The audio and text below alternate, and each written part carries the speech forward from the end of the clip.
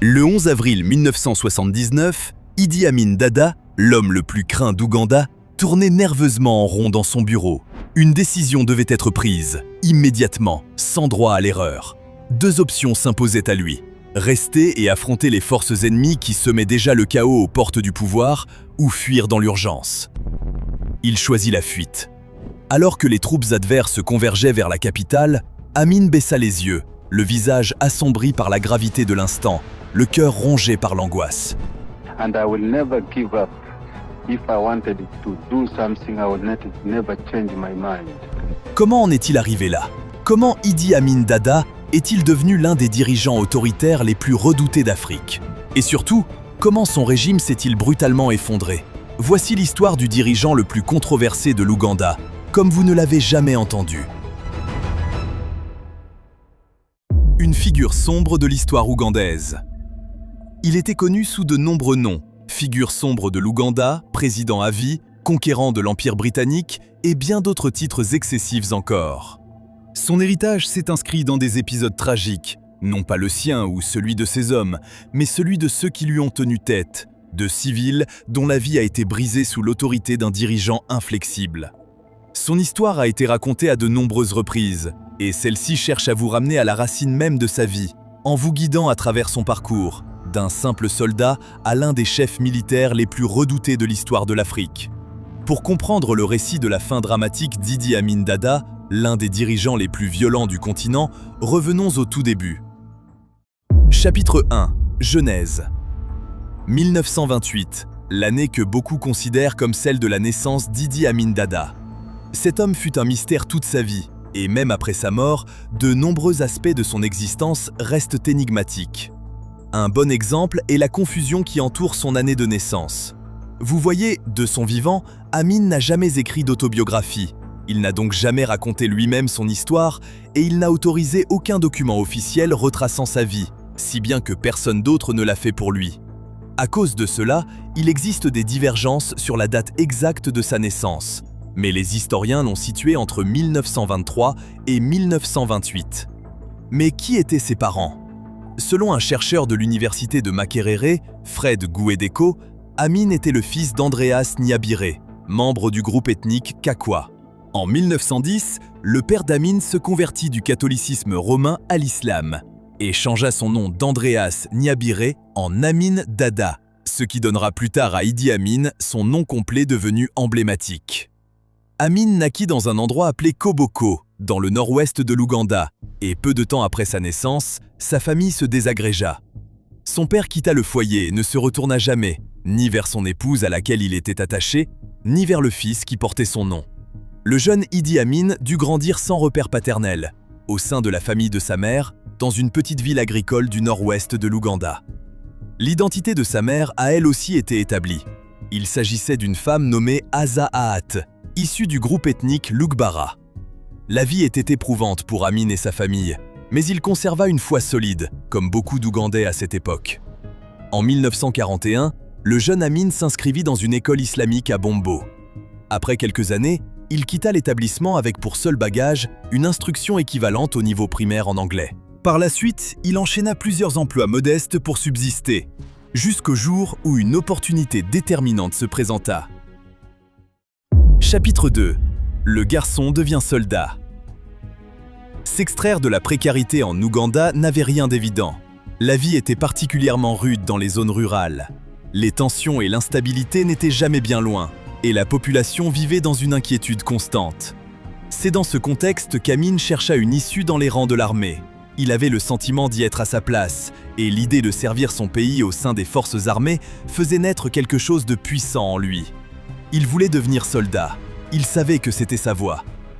Il réussit donc à entrer par l'intermédiaire d'un officier de l'armée coloniale britannique. Sa première affectation se fit au sein des King's African Rifles, aussi appelés les KR. Amin intégra cette unité en 1946, mais il n'était pas encore militaire à part entière. Il occupait un poste d'aide cuisinier. Cependant, même si ses fonctions se limitaient à la cuisine, il recevait en parallèle une formation militaire. Personne ne pouvait nier qu'Amin était taillé pour l'institution militaire. C'était un homme imposant, une véritable montagne humaine, qui dominait les autres du haut de son mètre 93.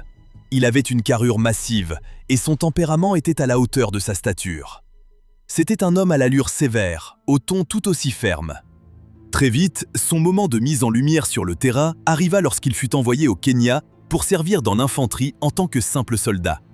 Nous sommes alors en 1947. Amin servit au sein du 21e bataillon d'infanterie des King's African Rifles à Gilgil, dans la colonie du Kenya, jusqu'en 1949. Cette année-là, son unité fut transférée dans le nord du Kenya, afin de participer à des opérations contre des groupes armés somaliens. Puis, en 1952, sa brigade fut également déployée pour intervenir face au mouvement Momo au Kenya. En 1953, Amin, désormais sergent, avait accumulé plus d'expérience et de récits qu'il n'aurait jamais pu en partager. En 1959, il fut nommé adjudant effendi de 2e classe, le grade le plus élevé accessible à un Africain noir dans l'armée coloniale britannique à cette époque. Il était au sommet et cet avantage allait se révéler déterminant par la suite. C'est en 1959 qu'Amin rentra en Ouganda, où il obtint une commission de service à court terme au grade de lieutenant, le 15 juillet 1961. Ce jour-là, il devint l'un des 2 premiers Ougandais à être nommés officiers commissionnés. Si cette promotion lui apporta plus de reconnaissance et d'avantages, elle s'accompagna aussi de responsabilités accrues. L'une de ses premières missions consista à mettre un terme au vol de bétail entre la région du Karamoja, en Ouganda, et les nomades Turkana du Kenya. C'était une tâche délicate qui exigeait une grande vigilance, et l'expérience d'Amin au sein de l'armée coloniale faisait de lui le candidat idéal. Son style de commandement était particulier. Contrairement à beaucoup d'autres, il privilégiait une approche directe et très impliquée sur le terrain, ce qui le rendit particulièrement apprécié. Mais un événement inattendu allait bientôt bouleverser tout le pays et placer Amin sur la trajectoire du pouvoir qui l'attendait.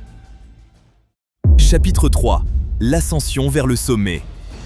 Le 9 octobre 1962 est une date que le peuple ougandais n'oubliera jamais. C'est le jour où le pays s'est affranchi de la tutelle coloniale et est devenu un État officiellement indépendant. Une fois l'influence du Royaume-Uni levée, du moins en apparence, il revenait désormais aux Ougandais de prendre en main leur avenir. Parmi les figures qui se trouvaient alors au premier plan du pouvoir, figurait Idi Amin, promu capitaine la même année que l'indépendance du pays. À partir de là, son ascension fut rapide. En 1963, il passa du grade de capitaine à celui de commandant, et ce n'était qu'un début. L'année suivante, il gravit encore un échelon et devint commandant adjoint de l'armée. Puis, en 1975, il devint commandant de l'armée. Dès 1970, Idi Amin Dada avait déjà pris la tête de l'ensemble des forces armées. Une ascension que personne n'avait vu venir, pas même Amin lui-même. Mais son parcours allait bientôt se heurter à un obstacle majeur. Il prit la forme d'une affaire de transaction clandestine qui tourna mal, impliquant à la fois Amin et le premier ministre ougandais de l'époque, Milton Obote.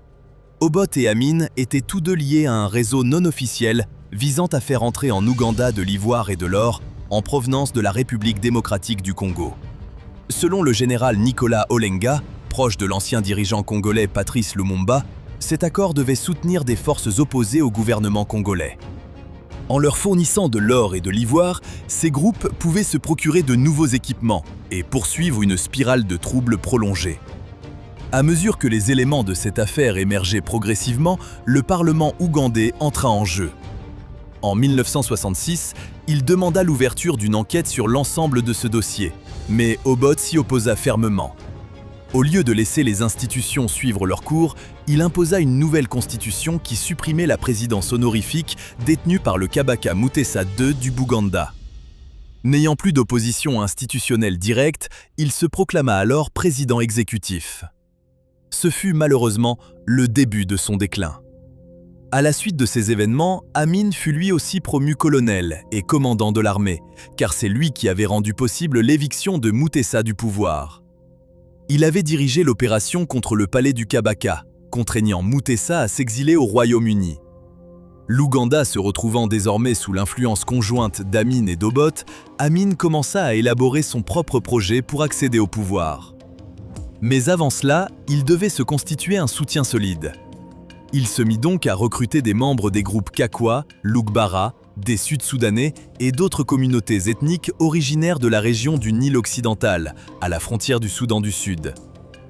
Le plan d'Amin prenait peu à peu forme, comme les pièces d'un puzzle qui s'assemblent, et le moment approchait d'accéder au sommet de l'État. Chapitre 4. Amin prend le pouvoir. Même si Amin et Obote semblaient entretenir des relations cordiales, des tensions existaient en arrière-plan. Peu à peu, une rupture se dessina entre les deux hommes, à la suite de plusieurs événements déterminants. Le premier concernait l'implication d'Amin dans des opérations de soutien à des mouvements opposés au Soudan du Sud, puis une tentative d'élimination visant Obote en 1969. En octobre 1970, Obote décida de réagir. Il prit le contrôle direct des forces armées et rétrograda Amin, le faisant passer de chef de l'ensemble des forces armées à simple commandant de l'armée ougandaise. Mais Obote ne comptait pas s'arrêter là. En coulisses, il préparait l'arrestation d'Amin pour des irrégularités financières liées aux ressources militaires. Amin comprit qu'il devait agir rapidement, avant de tout perdre. Fort de l'influence qu'il s'était construite au sein de l'armée, il lui fut relativement facile de rassembler un groupe de soldats prêts, eux aussi, à écarter le gouvernement d'Hamilton Obote. À cela s'ajoutait le soutien discret d'agents du gouvernement israélien. Tous les éléments étaient réunis. Puis vint le jour J, le 25 janvier 1971, une date qui allait marquer durablement l'histoire de l'Ouganda. Ce jour-là, le Premier ministre Milton Obote assistait à un sommet du Commonwealth à Singapour. Pendant ce temps, au pays, l'armée se ralliait à Idi Amin et se déployait autour des centres de pouvoir. Dans un premier temps, les troupes favorables à Amin sécurisèrent l'aéroport international d'Entebbe et prirent position dans la capitale, Kampala. Ensuite, les soldats encerclèrent la résidence d'Obote et contrôlèrent les principaux axes routiers. Puis, les Ougandais entendirent une voix à la radio, celle de leur nouveau dirigeant, Idi Amin Dada. Dans son discours, il accusa le gouvernement d'Obote de pratiques douteuses et se présenta comme le défenseur du peuple ougandais. À peine l'allocution terminée que des scènes de célébration éclatèrent dans les rues, la population se ralliant à son nouveau chef. Pour beaucoup d'Ougandais, ce changement était bienvenu. Après tout, ils vivaient sous l'administration d'Obote depuis longtemps et l'économie ne montrait aucun signe de redressement. Peut-être qu'Amin était réellement celui qui apporterait un nouvel élan. L'homme ne se présenta d'ailleurs ni comme un politicien, ni comme un chef traditionnel. Il affirma être simplement un soldat engagé, animé par la volonté de voir son pays progresser. Il déclara également que le pays serait dirigé par un conseil militaire provisoire, le temps d'organiser de nouvelles élections. Mais aucune de ces annonces ne fut respectée, et sans le savoir, le peuple ougandais entrait dans une période de son histoire qu'il n'oublierait jamais. Sur la scène internationale, l'arrivée d'Amin au pouvoir fut accueillie à la fois avec intérêt et retenue.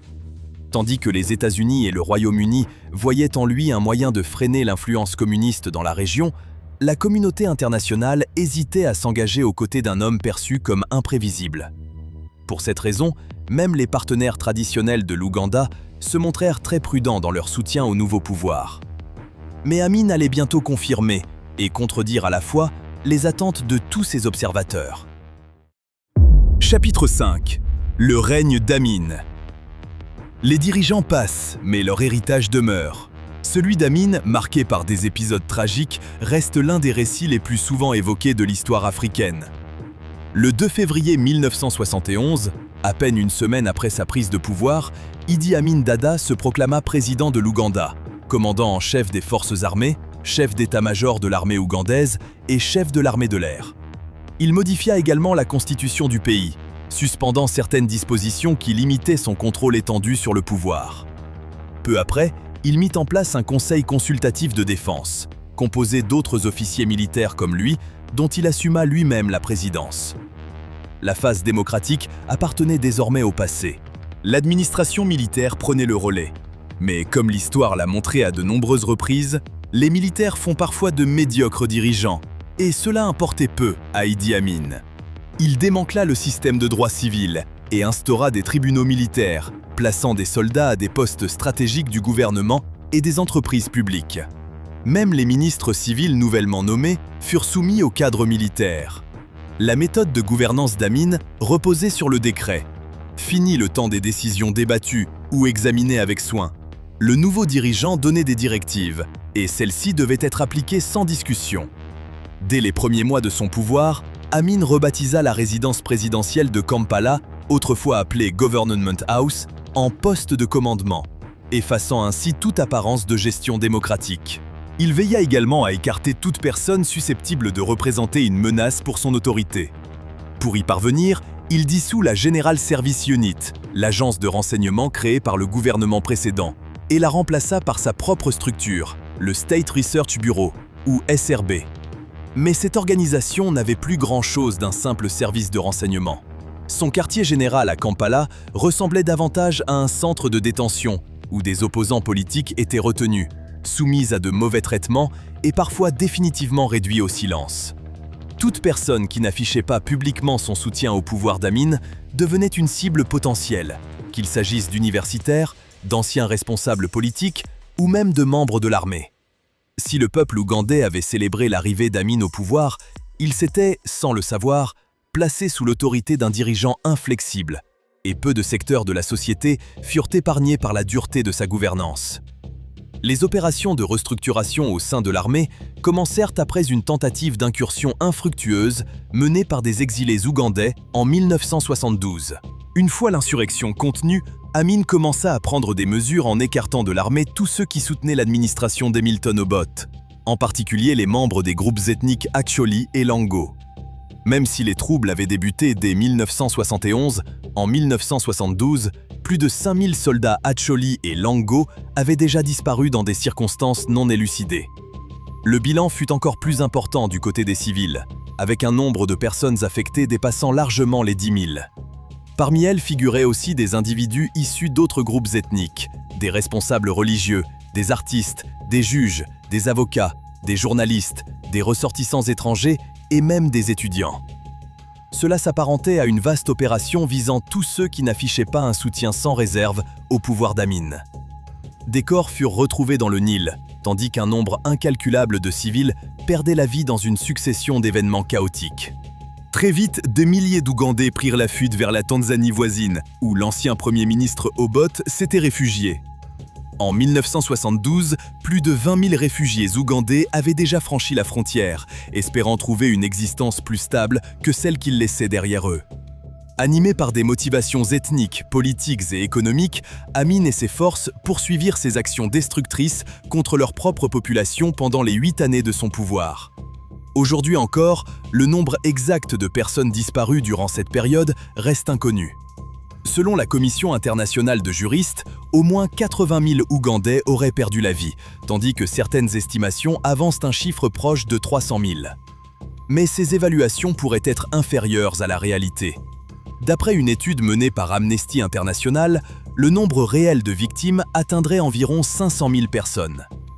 Pour mieux saisir la dureté du pouvoir d'Amin à travers le regard d'un témoin direct, voici un extrait d'un livre intitulé « State of Blood ». The Inside Story of Idi Amin, écrit par Henry Kiemba, qui fut ministre dans le gouvernement d'Amin pendant 3 ans. Selon Henry Kiemba, le comportement singulier d'Amin trouvait en partie son origine dans son héritage culturel. Les Kakwa, comme certaines sociétés à tradition martiale, étaient connus pour pratiquer des rituels symboliques après leur victoire. Ces rites consistaient à des gestes destinés à affirmer une domination spirituelle sur l'adversaire vaincu. Parfois, des pratiques symboliques impliquant le sang étaient évoquées afin de neutraliser, sur le plan rituel, l'influence de l'ennemi. Cette analyse mettait en lumière la nature complexe de l'affrontement qu'Amin menait contre ses opposants. Il ne se contentait pas de les neutraliser, il cherchait aussi à asseoir une domination symbolique. Mais Amin ne se serait pas arrêté à ces traditions. Selon certains témoignages, il se serait engagé dans des comportements encore plus troublants, certaines sources affirmant qu'il aurait adopté des pratiques extrêmes. Bien que ces récits n'aient jamais été officiellement confirmés, Kiemba indiqua qu'Amin se vantait auprès de lui et d'autres d'avoir accompli de tels actes. Quoi qu'il en soit, le climat de peur instauré par Amin s'étendit très largement. Parmi les figures ougandaises de premier plan qui perdirent la vie sous son autorité figurait Benedicto Kiwanuka, Premier ministre de l'Ouganda et également président de la Cour suprême. Il avait joué un rôle majeur dans le processus d'indépendance du pays face à la domination coloniale. Mais Amin nourrissait à son égard un différend personnel. Pourtant, leur relation avait initialement bien commencé. Avant l'arrivée d'Amin au pouvoir, Kiwanuka faisait partie des responsables politiques détenus par l'administration d'Obote. Dès son accession au pouvoir, Amin libéra plusieurs de ses détenus, dont Kiwanuka, et le nomma même président de la Cour suprême. Mais Kiwanuka ne supportait pas le désintérêt affiché d'Amin pour l'état de droit. Bien qu'il fût reconnaissant d'avoir retrouvé une place au sein des institutions, il ne pouvait rester silencieux face à la manière dont Amin conduisait le pays vers une situation de plus en plus instable. Il s'opposa donc parfois à certains décrets particulièrement autoritaires. Plus grave encore, il commença à échanger avec d'autres opposants afin d'envisager un éventuel retour d'Obot sur la scène politique sous certaines conditions. Ce choix se révéla lourd de conséquences. Le 22 septembre 1972, Kiwanuka fut mis à mort à la prison militaire de Makindye, dans des circonstances destinées à marquer les esprits, décrites par les témoins comme longues et éprouvantes. Cette disparition compta parmi les plus marquantes du pouvoir d'Amin et devait servir d'avertissement à tous ceux qui envisageraient de s'opposer à lui. Kiwanuka ne fut pas le seul responsable politique concerné. Janani Luwum, Joseph Mubiru, Byron Kawadwa, Frank Kalimuzo, ainsi que 2 membres du propre gouvernement d'Amin, Erinani Wilson Oryema et Charles Obot Ofumbi, perdirent eux aussi la vie. Personne ne se sentait véritablement à l'abri. Lorsqu'Amin décidait de faire écarter quelqu'un, cette personne disparaissait sans laisser de traces. Cette situation alarma profondément la communauté internationale, et de nombreux pays commencèrent à prendre leur distance avec l'administration d'Amin. Mais dans son isolement croissant, Amin s'apprêtait à commettre l'une des erreurs les plus lourdes de conséquences de son parcours. Chapitre 6. La guerre économique. Celui que les dieux veulent perdre, ils le rendent d'abord fou, dit un proverbe africain. Cette maxime semblait correspondre au destin d'Idi Amin. Alors que son exercice du pouvoir plongeait le pays dans une crise toujours plus profonde, Amin chercha une nouvelle manière, encore plus audacieuse, de provoquer la controverse. Cette fois, sa cible allait être la communauté internationale. Tout commença en août 1972, lorsque le gouvernement d'Amin annonça ce qu'il qualifia de guerre économique. Cela se traduisit par l'adoption de mesures incluant la réaffectation de biens appartenant à des Asiatiques et à des Européens. Ces propriétés passèrent alors sous la tutelle de l'État ougandais. Sur les 80 000 Asiatiques vivant en Ouganda, la majorité venait du sous-continent indien et étaient nés dans le pays. Leurs ancêtres s'y étaient installés durant la période coloniale britannique, attirés par de nouvelles perspectives. Mais désormais, le contexte national se retournait contre eux. Au fil des années, beaucoup avaient créé des entreprises, développé des activités à grande échelle et constituaient un pilier essentiel de l'économie ougandaise. Désormais, tout ce qu'ils avaient construit allait être repris par un pouvoir désireux de consolider son autorité. Ce fut une période de grande incertitude pour les Asiatiques d'Ouganda, mais le plus difficile restait à venir. Le 4 août 1972, le président Idi Amin Dada publia un décret ordonnant le départ de 50 000 Asiatiques détenteurs de passeports britanniques. Et ce n'était pas tout. Environ 60 000 autres Asiatiques, qui n'étaient pas citoyens ougandais, furent également contraints de quitter le pays, séparés de la terre qu'ils considéraient comme leur foyer. Cet exode d'ampleur vit des familles entières se disperser à travers le monde. Certains partirent en Australie, d'autres en Afrique du Sud ou au Canada. D'autres encore rejoignirent l'Inde, le Pakistan, la Suède ou les États-Unis, et près de 30 000 s'installèrent au Royaume-Uni. Après leur départ, Amin prit le contrôle de leurs entreprises et les redistribua à ses soutiens. Mais sans l'expérience ni le savoir-faire des propriétaires initiaux, nombre de ces structures commencèrent rapidement à décliner. Faute de gestion adaptée et de suivi, des usines cessèrent leurs activités, portant un coup sévère à une économie ougandaise déjà fragilisée. Avant leur départ contraint, les Asiatiques représentaient jusqu'à 90% des recettes fiscales du pays.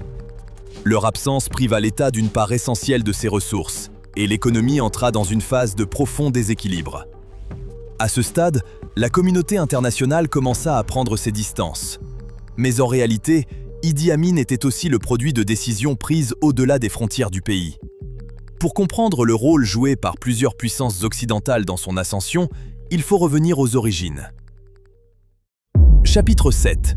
Le dirigeant façonné par son époque. Nous sommes à la fin des années 1960, et le contexte est propice à une confrontation majeure entre le gouvernement d'Hamilton Obot et la communauté internationale. L'ancien Premier ministre amorça alors un virage politique contesté vers la gauche et entreprit de placer sous contrôle de l'État environ 80 entreprises britanniques, attirant sur lui une attention croissante. Il commença également à se rapprocher de l'Union soviétique, et s'il y avait bien une chose que les puissances occidentales redoutaient par-dessus tout, c'était l'extension de l'influence communiste. Le gouvernement britannique s'inquiéta et estima qu'il devait intervenir face à Milton Obote. C'est dans ce contexte qu'apparut Amin, perçu comme un interlocuteur idéal pour servir leurs intérêts et écarter Obote du pouvoir. Il avait fait ses preuves lors des opérations menées contre l'insurrection des Mau Mau et s'était forgé une réputation d'homme particulièrement loyal envers le Royaume-Uni. Il correspondait pleinement à leurs attentes et ils le considérèrent comme une alternative crédible à Obote. Sans l'appui d'alliés tels qu'Israël, le Royaume-Uni et même l'Allemagne de l'Ouest, Amin n'aurait jamais atteint un tel niveau d'influence. Dès 1966, les Britanniques avaient commencé à l'accompagner dans son ascension, et même durant la première année de sa présidence, il continua de bénéficier d'un soutien militaire et financier déterminant de la part du Royaume-Uni et d'Israël. Mais il finit par perdre la confiance d'Israël. Après le refus d'une demande de matériel militaire, il se tourna vers la Libye. Afin d'obtenir l'appui de Mouammar Kadhafi, le dirigeant libyen, Amin adopta une position ouvertement critique à l'égard du sionisme et rompit ses relations avec l'État d'Israël. Cette décision porta rapidement ses fruits. Kadhafi lui accorda un prêt de 25 millions de dollars, suivi de nombreux autres financements libyens destinés à l'Ouganda. Amin renvoya ensuite l'ensemble des conseillers militaires israéliens de son entourage, avant de rompre officiellement les relations diplomatiques avec Israël. Ce choix se révéla être une erreur stratégique majeure, mais Amin ne s'arrêta pas là. Dans le cadre de sa guerre économique, il mit également fin à ses liens avec son principal partenaire, le Royaume-Uni, et plaça sous contrôle de l'État toutes les entreprises britanniques présentes dans le pays. En réaction, les États-Unis et Israël interrompirent leurs échanges commerciaux avec l'Ouganda, un vide rapidement comblé par la Libye, l'Union soviétique et d'autres partenaires. Mais l'erreur la plus lourde de conséquences survint en juin 1976, lorsqu'Amin autorisa un avion d'Air France, reliant Tel Aviv à Paris, à se poser à l'aéroport d'Entebbe après un détournement. Les auteurs de l'incident appartenaient à un groupe armé connu sous le nom de Front populaire de libération de la Palestine, Opérations extérieures, le FPLPEO. Plus d'une centaine de passagers juifs et de citoyens israéliens furent retenus sur place. L'armée israélienne lança alors une opération de récupération très médiatisée, déployant des unités spéciales pour reprendre le contrôle de l'aéroport. À l'issue de l'intervention, la quasi-totalité des passagers fut libérée, et Amin sortit fortement discrédité de cet épisode. Avant de poursuivre le reste de la vidéo, voici maintenant le choix de l'un de nos abonnés du jour. L'histoire de la fin dramatique d'Idi Amin Dada, l'un des dirigeants les plus redoutés d'Afrique, a été racontée à de nombreuses reprises, mais elle continue de marquer durablement l'Ouganda et le continent africain. Les images de ces dernières années montrent un homme affaibli, loin de la figure qu'il avait incarnée autrefois. Jadis, sa seule présence suffisait à impressionner même les soldats les plus aguerris. Désormais, il vivait sous la protection du gouvernement saoudien, reclus dans un pays étranger, privé de toute autonomie réelle.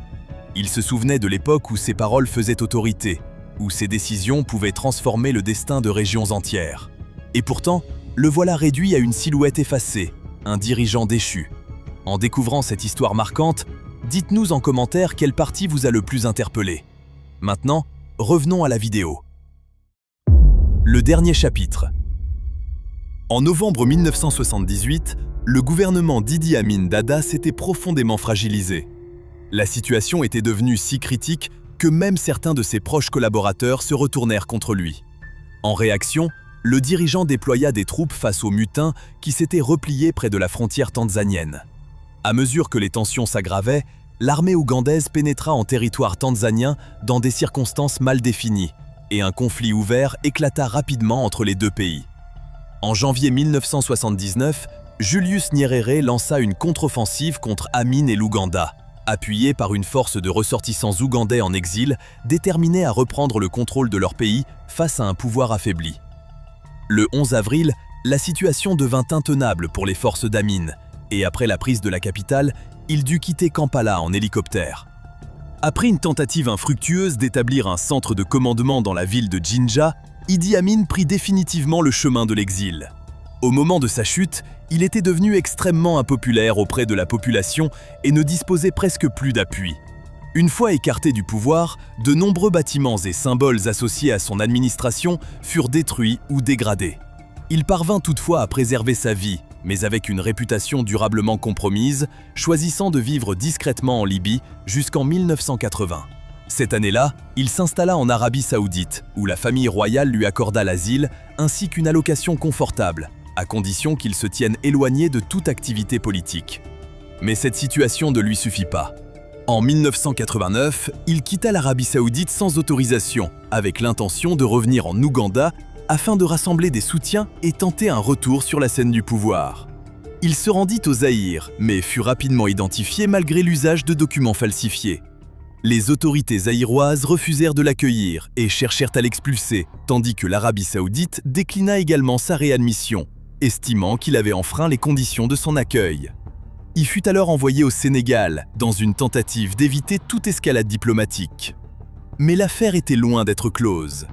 Après le refus saoudien de lui accorder un visa, Amin fut renvoyé du Sénégal vers le Zaïre, revenant à son point de départ. Finalement, il trouva un appui inattendu auprès du roi du Maroc, Hassan II, qui intercéda auprès de l'Arabie Saoudite afin qu'Amin soit autorisé à revenir. Cette fois, les autorités acceptèrent, à condition qu'il signe un accord lui interdisant toute implication politique ou militaire, ainsi que toute prise de parole publique. Amin fut donc autorisé à retourner en Arabie Saoudite, où il passa le reste de son existence. Le 19 juillet 2003, Amin tomba dans le coma, et une demande fut adressée au président ougandais de l'époque, Yoweri Museveni, afin qu'il puisse rentrer au pays. Mais même dans un état critique, il lui fut interdit de remettre les pieds en Ouganda, sous peine d'avoir à répondre de son passé. Pour le peuple ougandais, son acte le plus grave restait d'avoir causé d'immenses souffrances à sa propre population. Et il devait donc finir ses jours loin de la terre de ses ancêtres. Le 16 août 2003, la famille d'Idi Amin autorisa l'arrêt de l'assistance médicale et l'ancien dirigeant ougandais fut déclaré mort. De son vivant, il porta de nombreux surnoms. Le boucher de l'Ouganda, le Hitler noir, le président à vie. Mais comme toute période de pouvoir, la sienne prit fin. Même des décennies plus tard, son parcours continue de faire écho aux réalités de la politique africaine contemporaine. Et son héritage demeure un avertissement pour tous ceux qui accèdent aux plus hautes fonctions. N'oubliez pas le pouce en l'air si la vidéo vous a plu. Et surtout, abonnez-vous et activez la cloche des notifications.